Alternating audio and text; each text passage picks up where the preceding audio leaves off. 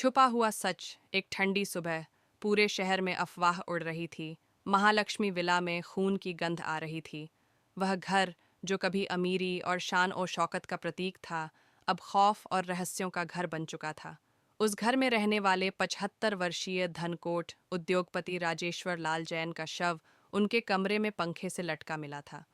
लेकिन यह कोई साधारण मौत नहीं थी। ऐसा लगता था कि उन्हें किसी ने मारकर फिर फांसी पर लटकाया था। इस मामले की जांच के लिए एक अजीब सी जगह से एक महिला आई। नाम था अनुष्का देसाई, एक स्वतंत्र जासूस। छोटी सी कद, चश्मा और हमेशा एक काले रंग के नोटबुक में कुछ न लिखती रहने वाली यह महिला अपने तर्क और निरीक्षण के लिए जानी जाती थी। घर में उस दिन सभी लोग मौजूद थे। अनुपमा जैन, राजेश्वर की पत्नी, उम्र 68, एक गंभीर औरत। रश्भ जैन, बेटा, 40, घर का वारिस, जो अपने पिता से बहुत नफरत करता था। प्रिया जैन, रश्भ की पत्नी, जो हमेशा घर के झगड़ों में उलझी रहती थी।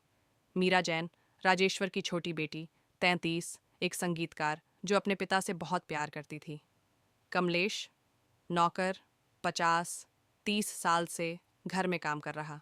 डॉक्टर अरुण मेहता, घर के डॉक्टर, जो पिछले 20 साल से इलाज करते थे। अनुष्का ने घर में घुसते ही अपनी आंखों से सब कुछ देखना शुरू कर दिया। उसकी नज़र एक छोटी सी चीज़ पर गई। राजेश्वर के हाथों में एक टूटी हुई गोमती चक्र की माला थी और उसके पास एक कागज़ का टुकड़ा था जिस पर लिखा था, मैं जीना नहीं चाहता, मुझे मार दो। लेकिन अनुष्का को कुछ गड़बड़ लगी। वह जानती थी कि यह नोट किसी और ने लिखा गया था। वह घर के सभी लोगों से पूछताछ करती है। आर्शब कहता है कि उसका पिता उसे कभी पसंद नहीं करता था। मीरा कहती है कि उसके पिता ने उसे अपनी वसीयत में घर का आधा हिस्सा दिया है। अनुपमा कहती हैं कि वे तो बहुत पहले से अलग रहती हैं। अनुष्का को एक और चीज़ पर संदेह होता है। राजेश्वर के पैरों पर नीले निशान थे, जैसे किसी ने उन्हें दबाया हो। यानी यह कोई आत्महत्या नहीं, बल्कि हत्या थी। और फिर एक रात अनुष्का को पता चलता है कि राजेश्वर ने एक नई वसीयत बनाई थी, जिसमें उन्होंने अपनी बेटी मीरा को सब कुछ दे दिया था। लेकिन यह वसीयत आर्शभ को पता नहीं थी। अनुष्का फिर एक छोटे से कागज पर लिखे अक्षरों का मिलान करती है। वह पता लगाती है कि वह नोट मीरा ने नहीं, बल्कि डॉक्टर अरुण मेहता ने लिखा था।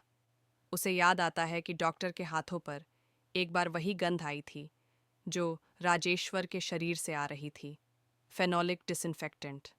अनुष्का डॉक्टर के पास जाती है और उसका इंटरव्यू लेती है। वह बोलता है, मैंने उसे मारा नहीं, बल्कि मैंने उसे बचाने की कोशिश की। लेकिन फिर क्यों उसने नोट लिखा? क्योंकि वह राजेश्वर की पत्नी अनुपमा का प्रेमी था और राजेश्वर ने उसे धमकी दी थी कि वह उसे घर से बाहर कर देगा। लेकिन वास्तविक हत्यारा कौन था? अनुष्का ने सब कुछ जोड़ा। डॉक्टर ने राजेश्वर को बेहोश कर दिया था, लेकिन वास्तविक हत्यारा था आर्शप। वही था जिसने अपने पिता को दबाकर मार डाला और फिर उसे फांसी पर लटका दिया।